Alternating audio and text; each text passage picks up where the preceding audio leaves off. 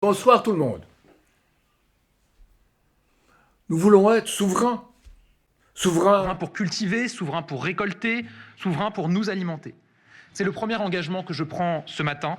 Nous inscrirons l'objectif de souveraineté dans la loi. Nous consacrerons dans le Code rural l'agriculture comme un intérêt fondamental de la nation. Voilà ce que Gabriel Attal nous a balancé avec sa troisième salve d'annonce de la semaine.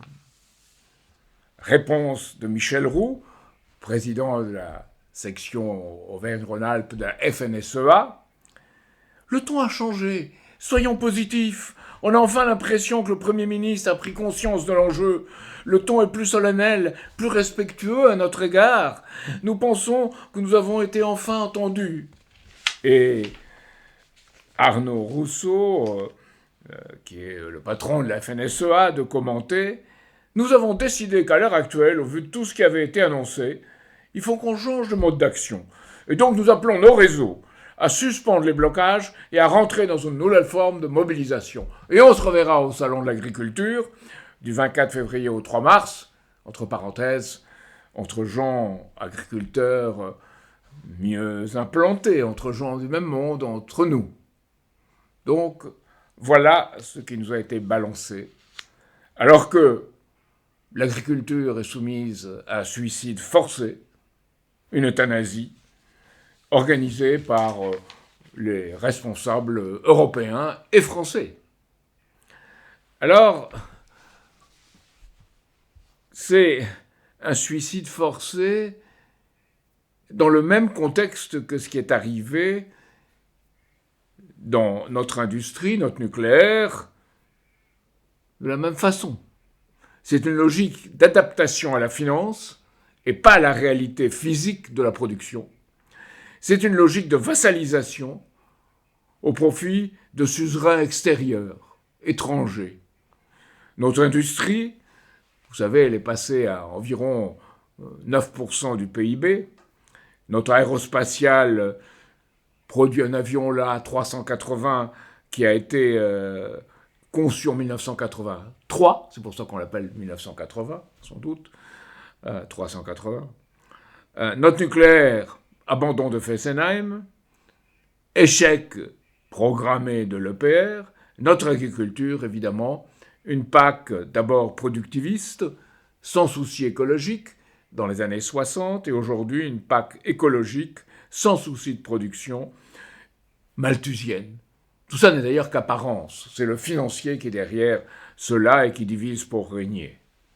Les victimes ont été les producteurs et les consommateurs, et les vainqueurs, les grands cartels internationaux, les gros industriels, les grands industriels dans la transformation et la grande distribution.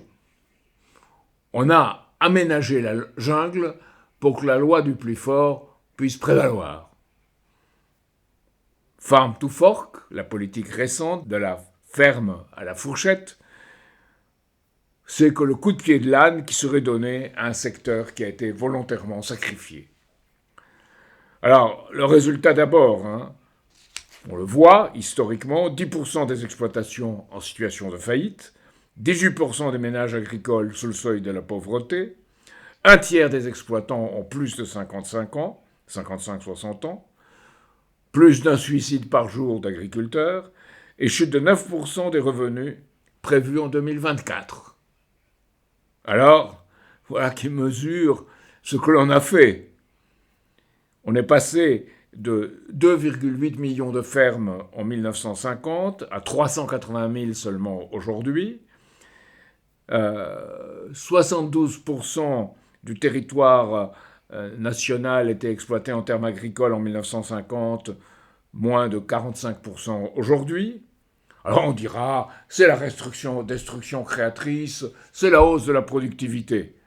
En fait, c'est l'écroulement de tout, y compris dans le financier, puisque nos importations ont triplé, nos exportations sont passées de la 2e à la 5e mondiale, et nous avons des importations qui sont à peu près de 20% de notre consommation, avec en 2019, pour la première fois, après on a un petit peu rattrapé, mais en 2019, pour la première fois, la France importe plus de produits agricoles qu'elle n'en exporte.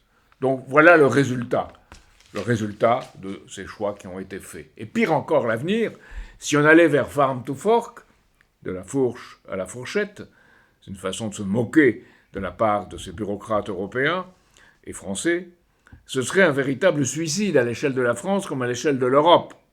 Ce qui a été prévu, c'est un objectif moins 50% de pesticides, moins 20% d'engrais et moins 10% de terres exploitées puisqu'elles seraient livrées à la biodiversité.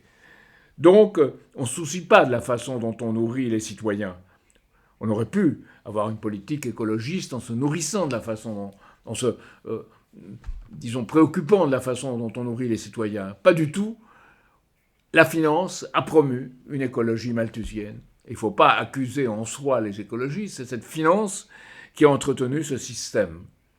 Et évidemment, on insiste, c'est un phénomène européen, on insiste à la révolte dans toute l'Europe, en France, chez nous, bien sûr, mais aussi en Allemagne d'abord, puis en Italie, puis évidemment dans le monde entier, en réalité, car on a divisé pour régner les agriculteurs du monde entier en les jetant les uns contre les autres. Alors, on a dit oui, mais il y a surproduction, disent certains, il y a peut-être même surconsommation, on consomme trop de choses, regardez, les gens sont en train de devenir obèses.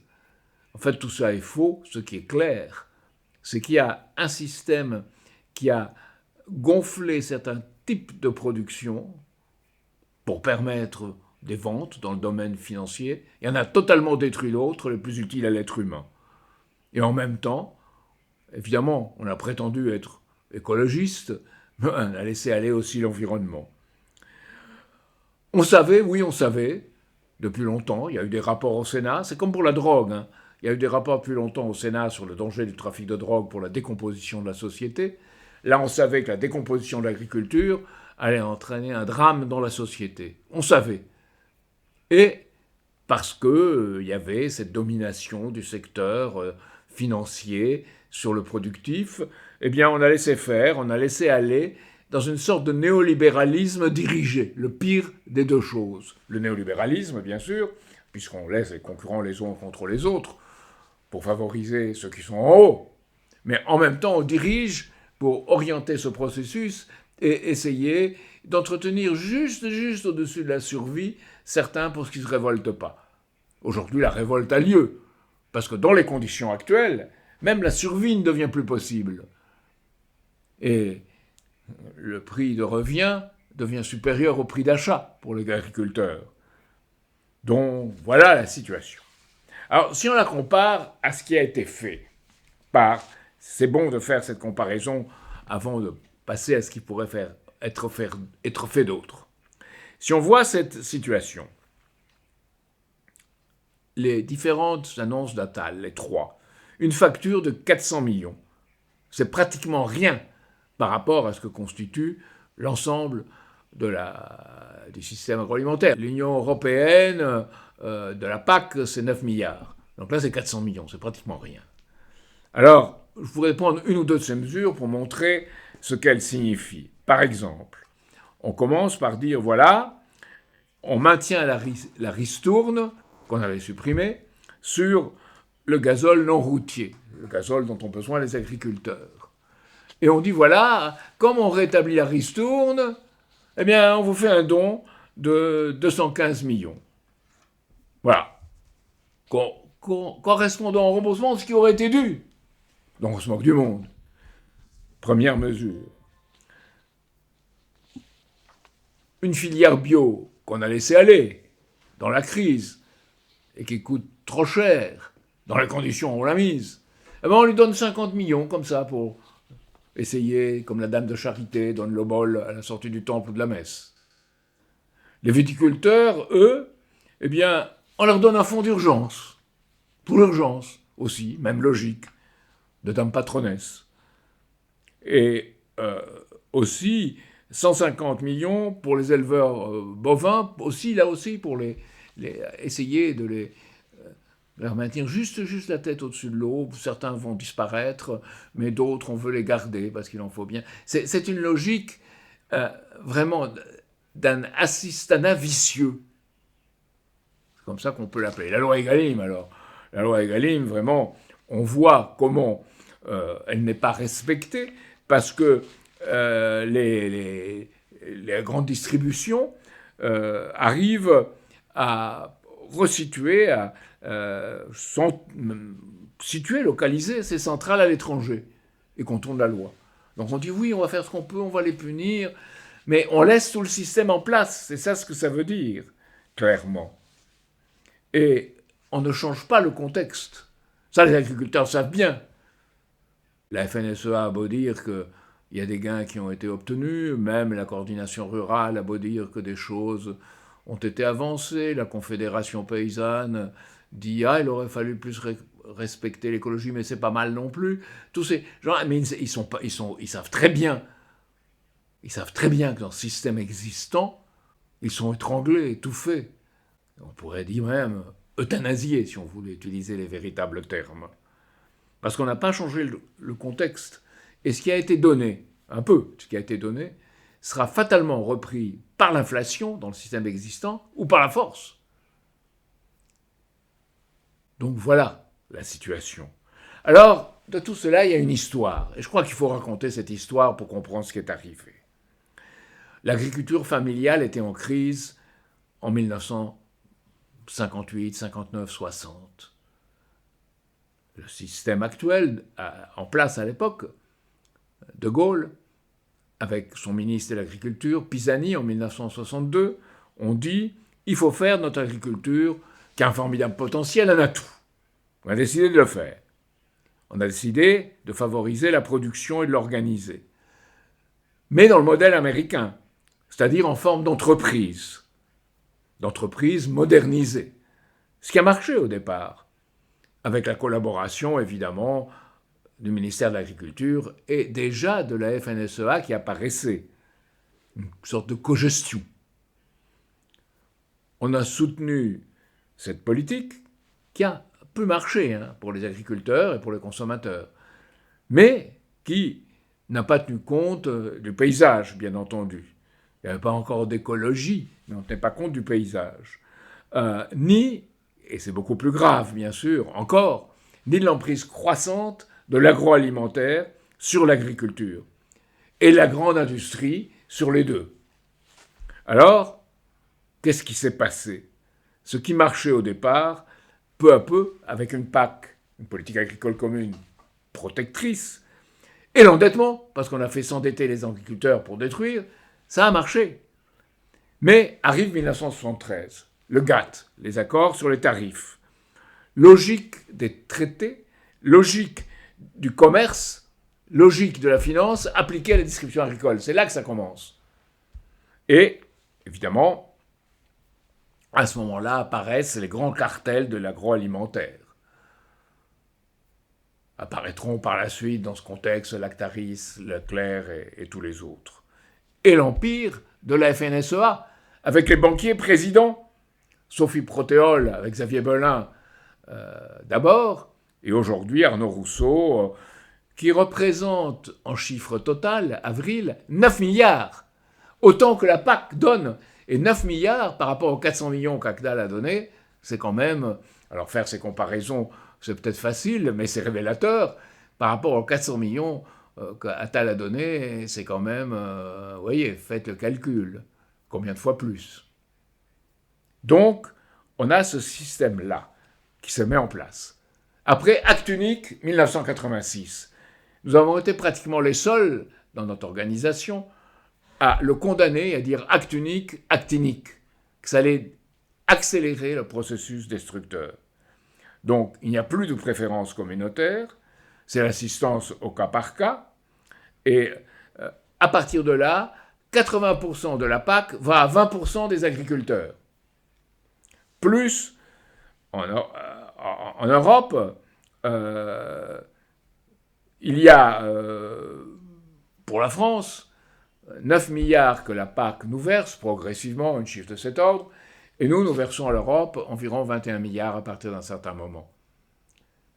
Donc on se trouve dans une situation où ce qui pouvait être une assistance pour les agricoles dans les années 60 se trouve peu à peu une politique et se transforme en une politique d'étouffement. Et évidemment, ce qui arrive, c'est la phase ultérieure, les traités de libre-échange, ou ce qui précède les traités de libre-échange. Alors, on ne tient pas compte du revenu des agriculteurs, on ne tient pas compte de notre pouvoir d'achat. Ce qu'on tient compte, c'est comment on va gérer un système en l'adaptant. Et on l'adapte au mondialisme financier. C'est les accords avec la Nouvelle-Zélande. Alors, 2023, la Nouvelle-Zélande, les agneaux y rentraient déjà en France. Mais 2023, ça s'aggrave, novembre 2023. Et les mêmes qui vous disent aujourd'hui, on ne négociera pas le Mercosur, on négocie avec la Nouvelle-Zélande. Donc, Nouvelle-Zélande 2023, novembre 2023, Kenya décembre 2023. Et avec la Nouvelle-Zélande, ce que vous avez qui arrive, c'est des produits qui ont été azotés pour être conservés et qui reviennent à 10 € le kilo, alors que si c'est nos propres éleveurs de brebis, c'est 26 €. Donc voilà, aggravant ce que je disais, il y a cette organisation d'une mondialisation, avec les agriculteurs qui subissent en même temps les prix de l'électricité, du gasoil, des charges financières, de la location des terres éventuellement, du loyer des terres. Et le prix d'achat passe sous le revenu, ce qu'on a dû dépenser pour produire. Et là, on arrive à la situation actuelle, où pour corriger ça, il y a l'assistanat, et l'assistanat espère tenir les producteurs. Avec ce qui aggrave les choses, parce que dans tout, il y a un contrôle pour les normes. Dans un pays qui commence à manquer d'eau, eh bien chaque fois qu'il faut nettoyer une petite rivière, ben, il faut obtenir l'autorisation et on vient vérifier, les agents viennent vérifier, éventuellement armés. Donc, voilà un encadrement qui est fait dans un système néolibéral destructeur financier.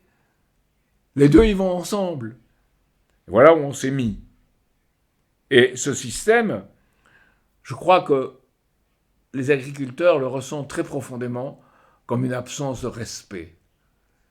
On m'a dit, auparavant, quand on tuait le cochon, c'était la bringue. Aujourd'hui, on est laissé tout seul. Et c'est là qu'il y a un abandon. Il y a un abandon programmé. Alors, avec un système d'addiction à l'emprunt, au capital financier, et en même temps un enchaînement par la dette, avec un revenu insuffisant pour pouvoir rembourser. C'est ça le système dans lequel on se trouve. Alors, on peut voir les deux systèmes. Ce système, dans sa vision ultime, c'est le système BlackRock.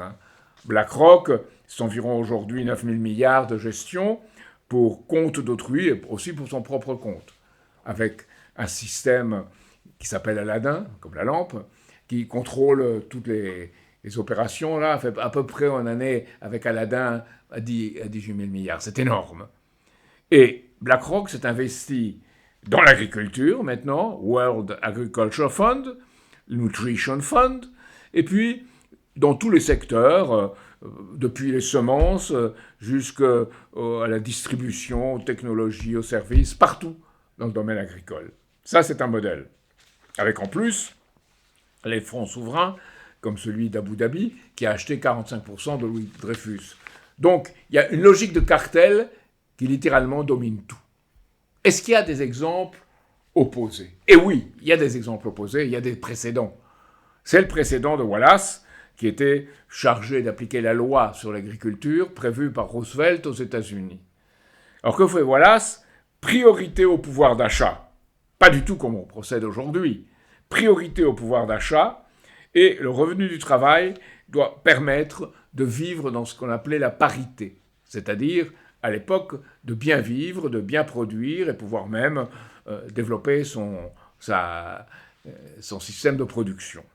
Alors, évidemment, Wallace a affaire à quelque chose quand la loi est promulguée. C'est le 12 mai 1933. Il y a des surplus agricoles dus aux spéculations financières qui ne rapportent pas du tout aux agriculteurs. Ce que dit Wallace, on va supprimer une part de cette surproduction qui ne favorise pas l'agriculteur, et on va en même temps garantir les prix à l'agriculteur et accroître fortement son pouvoir d'achat.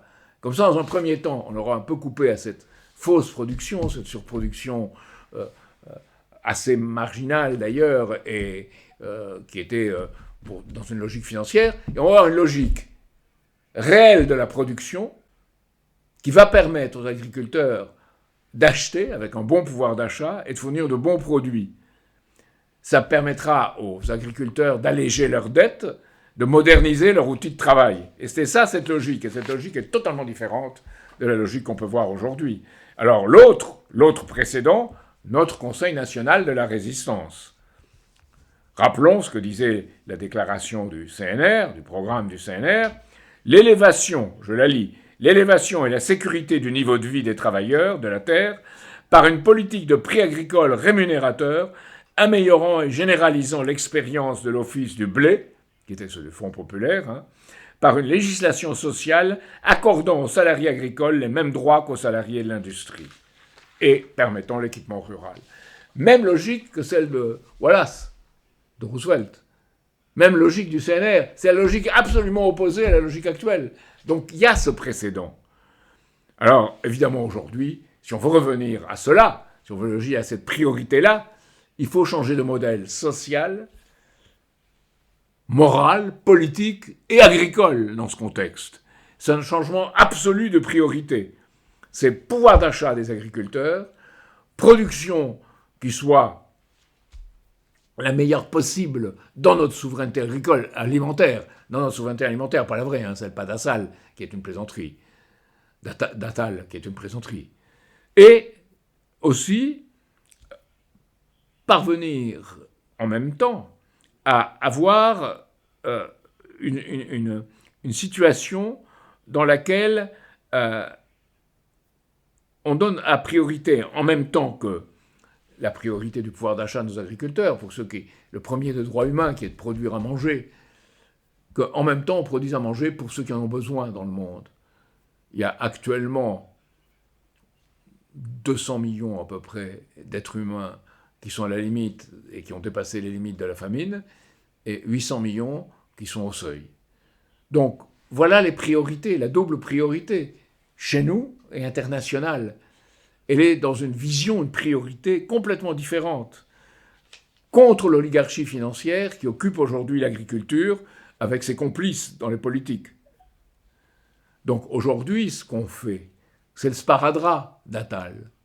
C'est corriger provisoirement les conséquences pour ne pas changer un système qui deviendra pire par la suite, puisqu'on n'a rien fait pour en changer l'orientation. Alors, que faudrait-il faire ? Eh bien, il faut changer de façon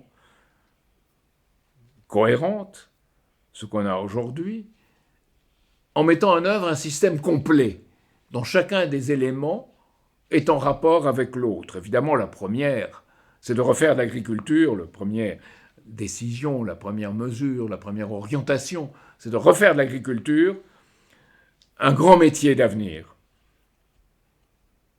Pas jeter les producteurs contre les consommateurs, comme on fait aujourd'hui, mais avoir les producteurs et les consommateurs ensemble contre les manipulations financières. C'était la logique des GAES, des groupements agriculteurs d'exploitation en commun. C'était la logique des CUMA, des coopératives d'utilisation du matériel agricole. C'est la logique du collectif, du produire ensemble pour cette production.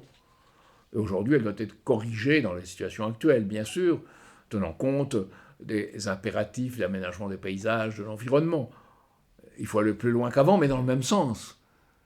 Pas avoir une politique qui soit contre la capacité de nourrir, comme c'est le cas aujourd'hui. C'est une aberration, c'est une folie. Et c'est une ignominie. Donc, il faut avoir une autre politique, une autre orientation. Elle ne peut être obtenue que par une nouvelle architecture financière et monétaire internationale qui donne la priorité à la production agricole, au développement de l'agriculture, et pas seulement en France ou en Europe, dans le monde entier, mais pas à n'importe quel prix, dans n'importe quel domaine. Des normes, il en faut, mais certainement pas des normes différentes selon les pays et les producteurs. On a fait des normes un instrument, une arme, pour étrangler. Alors que il ne doit pas y avoir de normes supérieures dans un pays européen par rapport aux autres. Nous ne devons pas faire comme on fait actuellement, une surtransposition des normes européennes. C'est une partie du suicide que nous avons accepté, et ça, c'est nos propres autorités. Et il ne faut pas non plus admettre des pays étrangers des produits comme, je ne sais pas, le produit azoté de Nouvelle-Zélande, le poulet brésilien, ou à l'intérieur de l'Europe, les pommes polonaises, qui sont l'objet d'avantages indus parce que les normes ne sont pas les mêmes. Ensuite, il faut arrêter les agro-holdings et l'agro-bashing. Ni agro-holding, ni agro-bashing. Priorité, encore une fois, à ce qui construit et pas à la destruction. Pas de traité de libre-échange et pas de normes inégales, bien sûr, dans ce contexte. Et j'ai mentionné d'abord comment, si normes il y avait, elles devaient être les mêmes pour tous. Ça ne peut pas être une variable d'ajustement et de destruction. Ce qui est nécessaire sont des accords bilatéraux, mais mesurant bien la nécessité qu'on a d'importer et d'exporter selon notre condition, selon notre intérêt. Et là, on peut s'entendre. Et on peut s'entendre dans le cadre d'accords internationaux avec le Sud global, mais pas d'accords particuliers avec l'Union européenne et un pays dans lequel on démantèle notre frontière. Il faut des accords qui soient tenant compte de la nécessité de notre histoire, de notre production, de notre manière de faire, de notre manière d'être, de notre manière de vivre. Alors, évidemment, il faut que l'agriculteur ait les moyens de vivre. C'est la question du pouvoir d'achat. Dans ce contexte, on doit prévoir pas seulement un prix plancher, il faut des prix de parité. Les prix de parité, ça va beaucoup plus loin. C'est la conception de Wallace aux États-Unis. C'est ce qui permet d'améliorer, de développer son outil de production. C'est ce qui permet avec d'autres, la logique GAEC et CUMA, comme je disais, de travailler ensemble pour se développer, pour mieux faire, éventuellement avec moins, mais pour mieux faire. Ça, c'est la logique nouvelle qu'il faut avoir, une juste parité, et pas des prix planchers de survie. C'est le juste prix, la notion de juste prix. Enfin, tout cela ne peut être fait que si on avons retour à une vision de planification indicative. Pas celle que M. Bayrou, ou dont M. Bayrou semblait avoir la responsabilité, on n'a jamais vu en quoi et comment, il y a eu quelques études, c'est tout.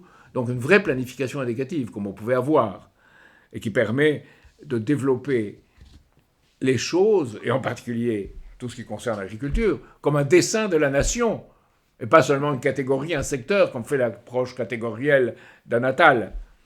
Interdire aux banques la spéculation sur ce qui se mange et ce qui se boit. Interdire la spéculation sur ce qui est fondamental pour le long terme de la vie humaine, avec les circuits courts et de proximité. Et le droit aussi aux cantines, que ce soit dans les lycées, dans les écoles, dans les collèges ou dans les hôpitaux. Le droit pour les cantines de s'approvisionner local, d'avoir du local, ce qui n'est pas le cas aujourd'hui. Aujourd'hui, on dit il y a un mieux-disant. Non. Et enfin, évidemment, il faudra, par rapport à revoir tout cela, un moratoire et une annulation de certaines dettes qui sont illégitimes et qui ont été infligées par ce système. Alors, on vous dira « ce que vous dites, c'est très joli, mais c'est utopique, on ne pourra pas y arriver. » Eh bien, c'est de ce pessimisme qu'il faut sortir.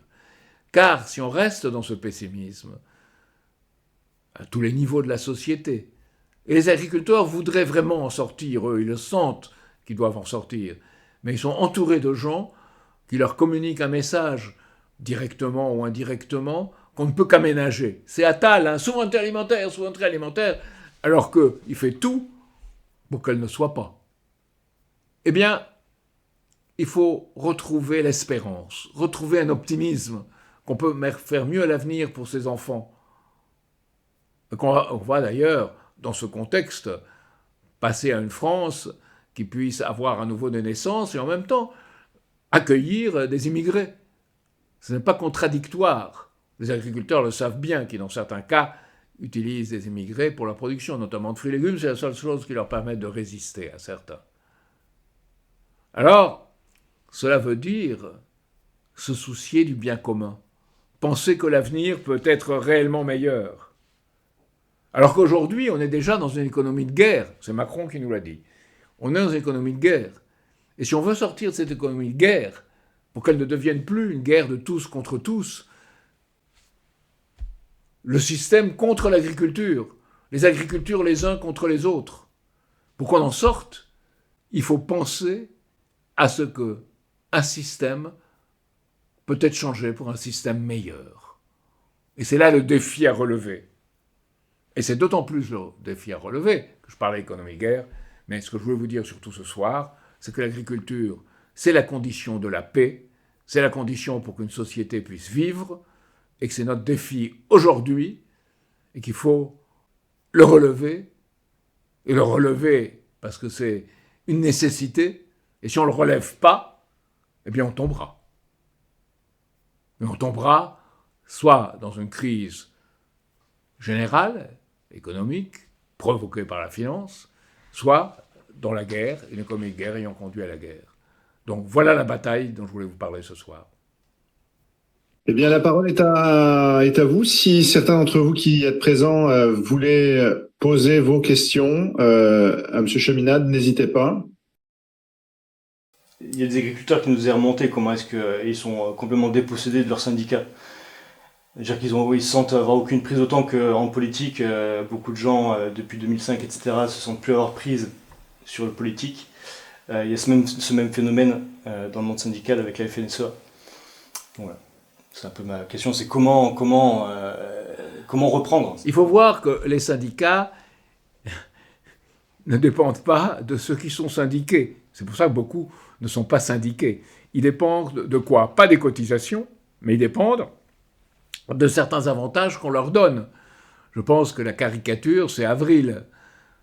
9 milliards de chiffre d'affaires, le géant de système des huiles et des produits annexes, et où il fait vivre le syndicat, la FNSEA, en accord avec le ministère de l'Agriculture.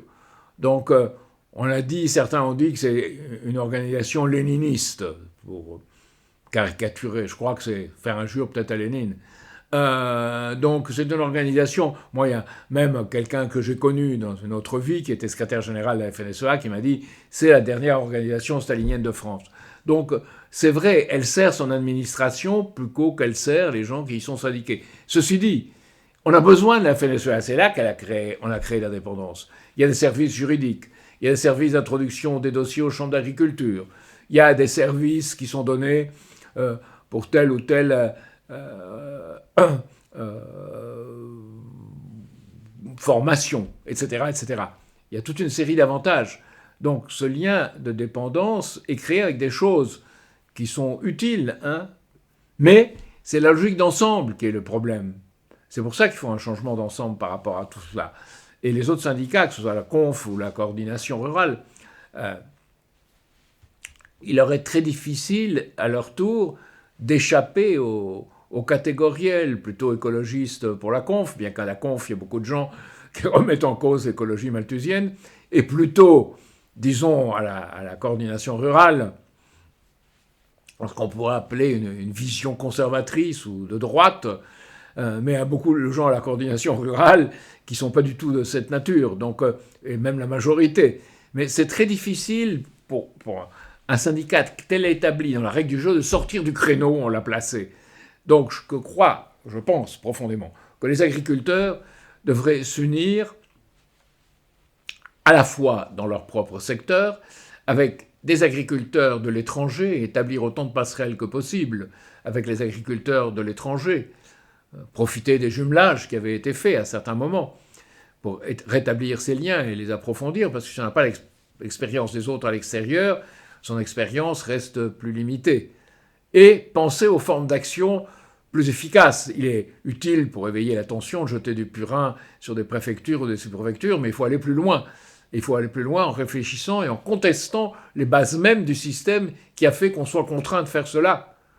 Et c'est là qu'il y a un engagement politique pas au sens politicien, hein, mais un engagement de dire ce qu'on pense au niveau de la société dans laquelle on vit, de penser à ses enfants, à ses petits-enfants, comme beaucoup le font, et s'organiser en fonction de ça. Alors je ne dis pas de quitter les syndicats, je dis au sein des syndicats d'être implacable pour ses intérêts. Et si ça ne marche plus et si on est expulsé, ben on fait autre chose. Et c'est là le combat à poursuivre. C'est aussi de l'élever au niveau politique.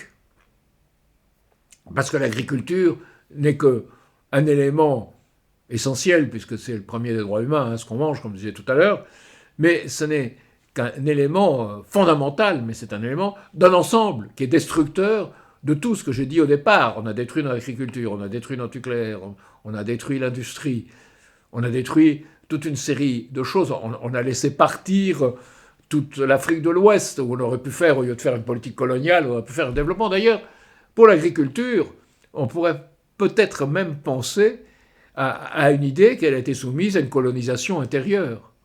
Ce n'est pas l'intérêt réel des agriculteurs. Donc, si tout cela est réfléchi, il devient beaucoup plus intéressant. Alors, je sais que les agriculteurs ont très peu de temps. C'est terrible, 80 heures, 90 heures de travail. Et ceux qui travaillent le plus dans les filières bovines ou les filières du même type, ceux-là ont moins de temps et c'est ceux-là qui sont plus victimes d'un système et qu'on a mis dans les conditions de vivre le plus mal. C'est abominable. Donc il y a une solidarité à manifester entre agriculteurs. On l'a vu cette fois-ci. On l'a vu. Les choses se finissent cette fois comme elles se finissent, mais je pense que ce n'est pas du tout une fin. Même la FNSEA a été obligée de le dire, que la discussion se poursuivrait, certes dans les ministères, c'est à l'intérieur de choses que l'on connaît bien et que les syndicats connaissent bien, mais ils ont été obligés de dire que ce n'est pas fini.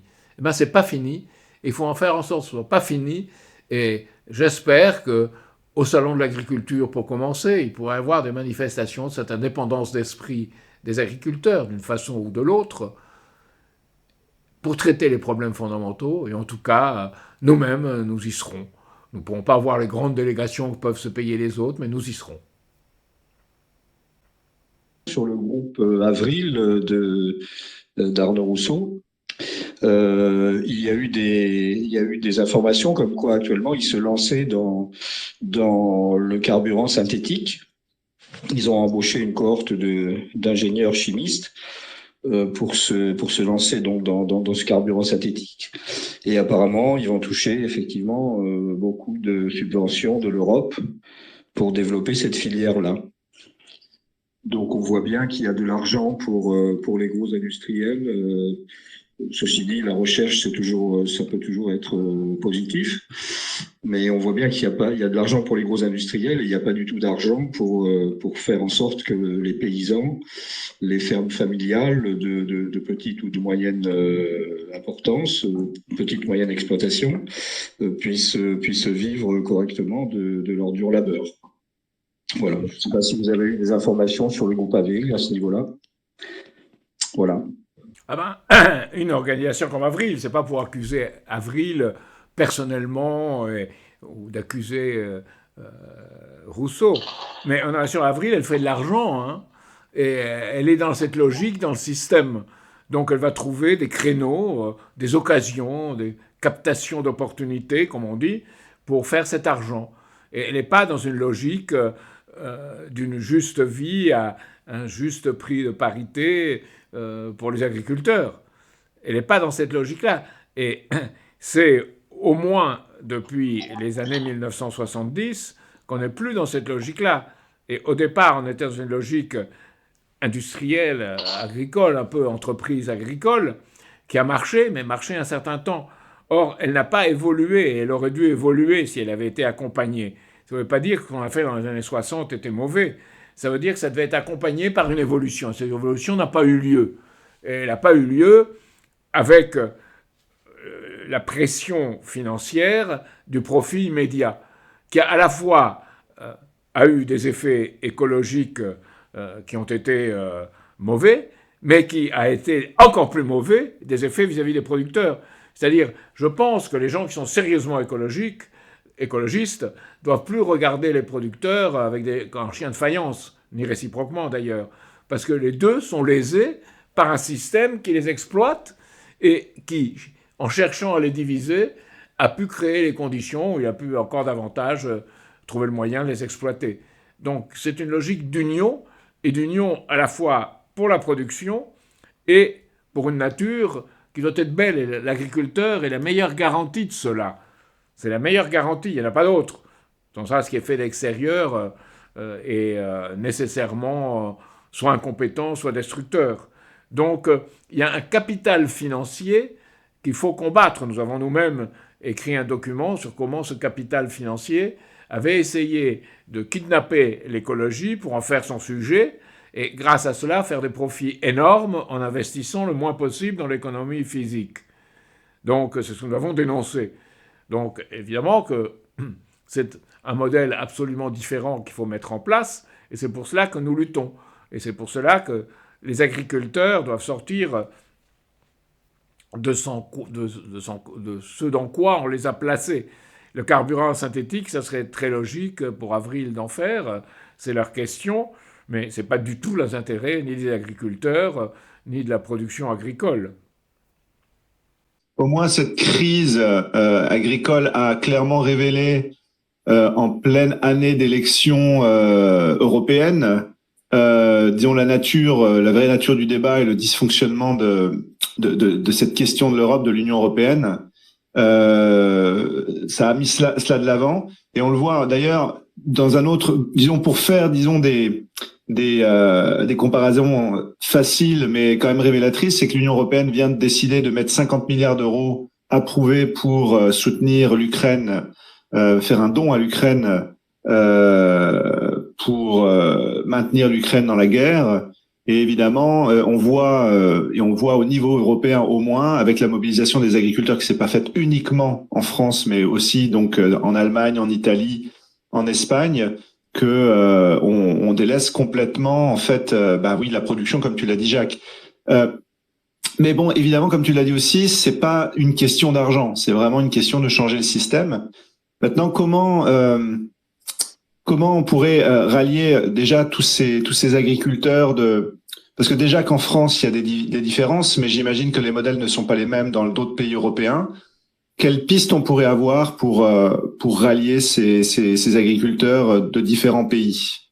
Aujourd'hui, la politique, ou la vision politique des pays occidentaux, est géopolitique. C'est-à-dire que celui qui gagne doit rafler la plus grande partie possible de la mise au détriment de l'autre. Et il faudrait passer à un système et montrer que c'est un système qui marche, qui soit gagnant-gagnant. Si la Chine s'est développée en 30 ou 40 ans et a arraché à l'extrême misère à peu près 900 millions d'êtres humains, c'est grâce à cette logique-là, avec des problèmes, avec des difficultés, mais elle l'a fait, le résultat est là. Donc la même chose devrait être vue pour toute l'Europe. Et il y avait une possibilité à un certain moment d'avoir une paix en ce qui concerne toute l'Europe orientale. C'était le moment où les Russes demandaient, à la fin de 2021, un système de sécurité et de développement mutuel, de sécurité et de paix. C'est ce que Poutine avait demandé, en des termes qui n'étaient peut-être pas très agréables, parce qu'il était déjà très énervé par tout ce que lui avaient fait les Européens, et voyait que ce n'était pas l'intérêt de son pays, et il voyait l'OTAN se rapprocher de ses frontières, mais il avait fait, et cela a été rejeté, en particulier par Biden et les Américains. Donc, il est arrivé ce qui est arrivé, les troupes européennes, après le Maïdan, 2014, et après 2004, où Stepan Bandera a été fait héros de l'Ukraine, qui était un néo-nazi collaborateur des nazis et qui avait même fait des atrocités avant même l'arrivée des nazis. Donc il y a eu tout cela.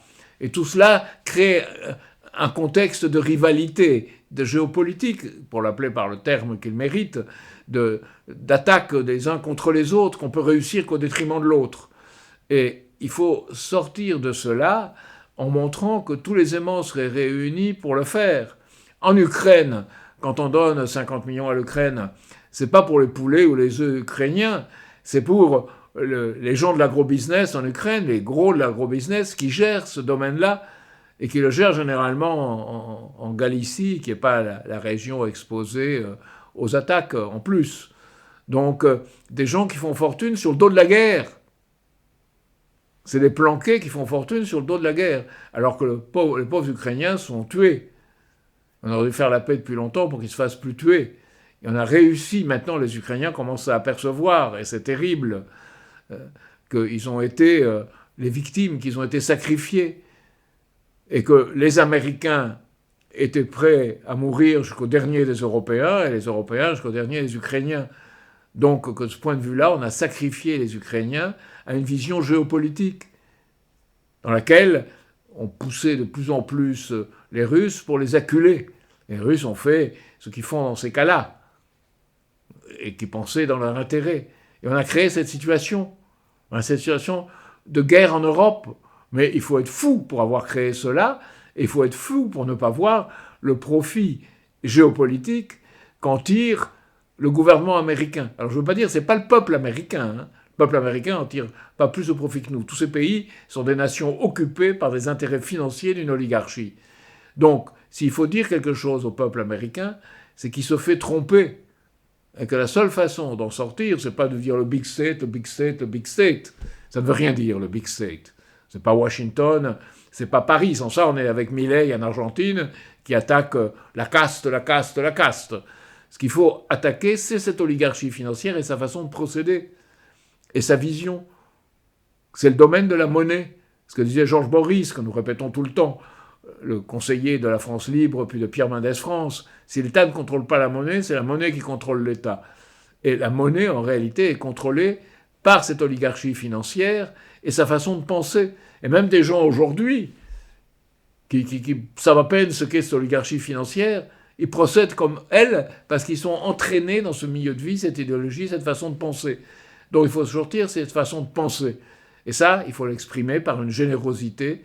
Et je pense que pour moi, ce qui est encourageant, c'est au départ la générosité des Français qui faisaient des signes aux agriculteurs qui partaient sur leurs tracteurs, qui avaient tout un sentiment de soutien pour ces agriculteurs, parce qu'ils produisent, eux. Ils ne font pas des billets, ou ils ne font pas de l'argent électronique, ils ne font pas des bitcoins, ils produisent. Et c'est là qu'il y a une chance, et cette chance, nous devons la saisir, tous là où nous sommes, et la saisir pour organiser les choses dans cette direction, qui est totalement opposée à ce qui se passe lentement, cette euthanasie lente qui se passe depuis, je dirais, les années 70, en tout cas. Peut-être même un peu avant. Donc, il faut passer à la logique qu'avait le Conseil national de la résistance. Et à penser à cette époque où tout le monde, avec des idées politiques différentes, était partisan d'accroître les moyens de mieux vivre.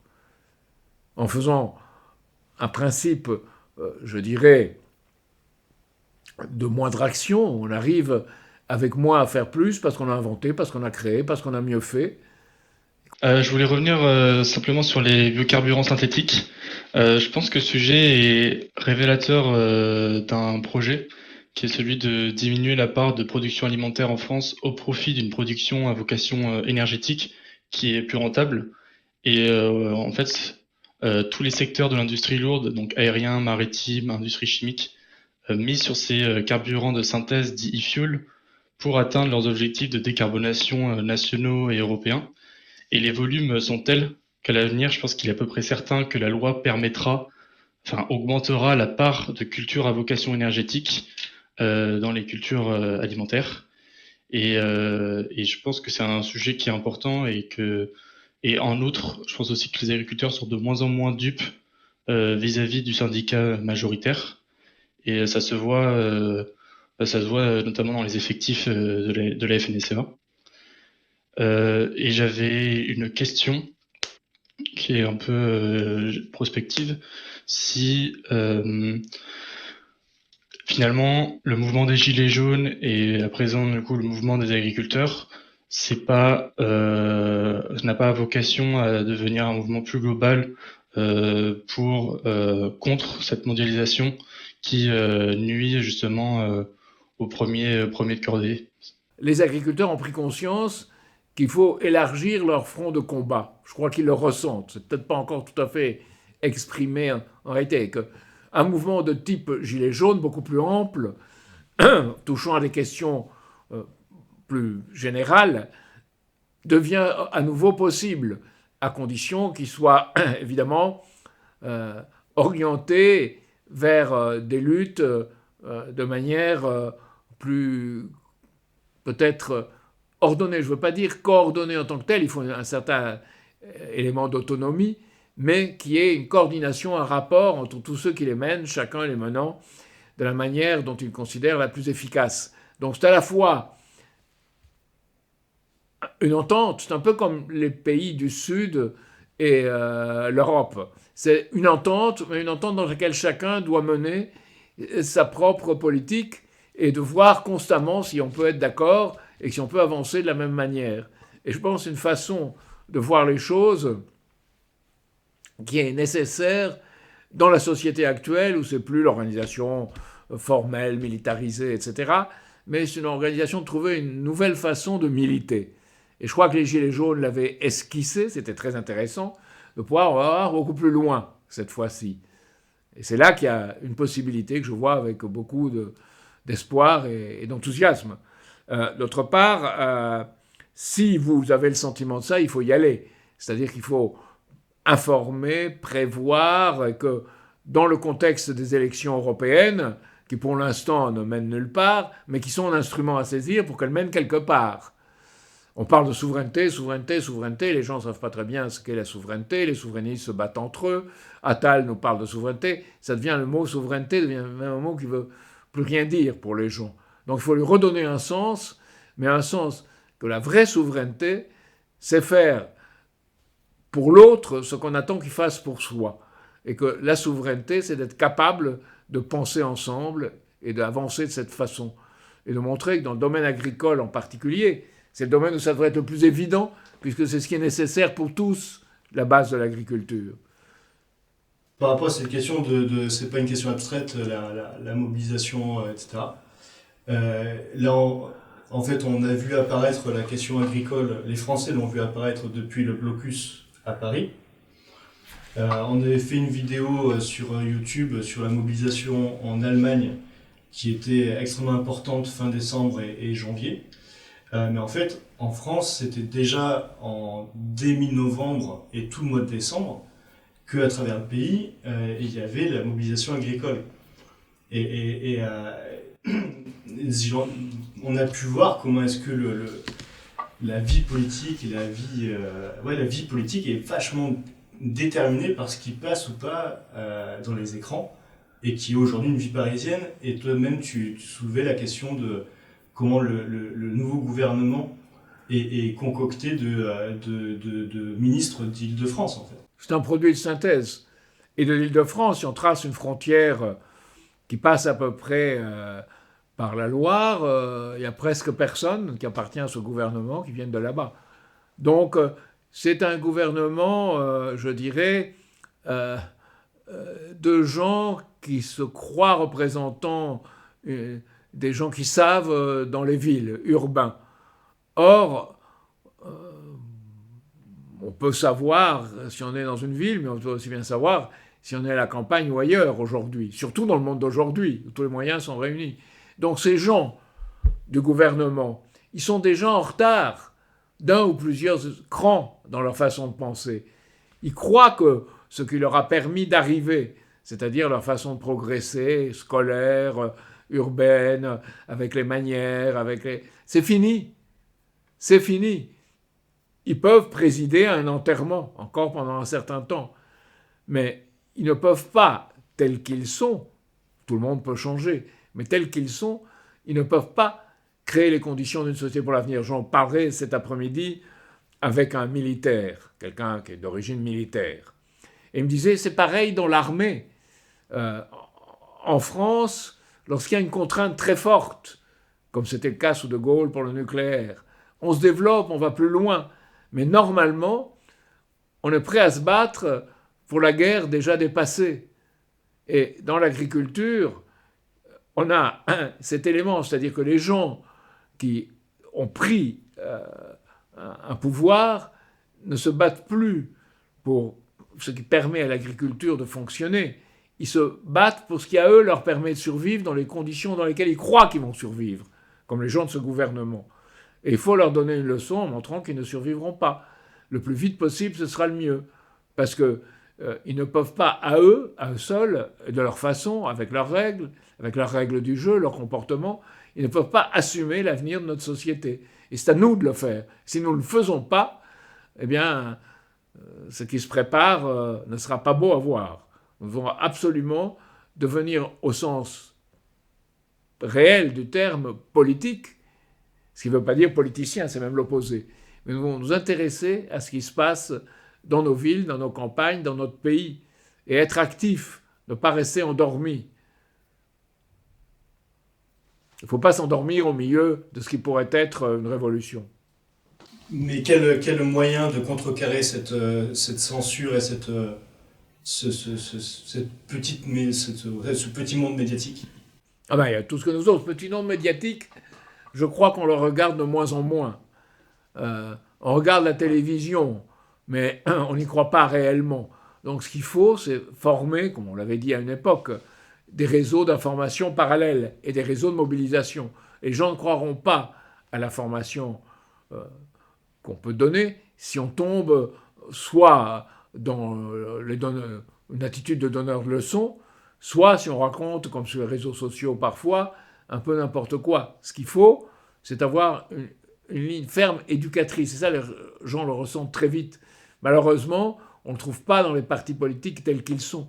Donc il faut par nous-mêmes l'engendrer. Ce que je vous demande ce soir, c'est de coopérer avec nous pour l'engendrer. Ça ne veut pas dire suivre un programme préétabli, une ligne.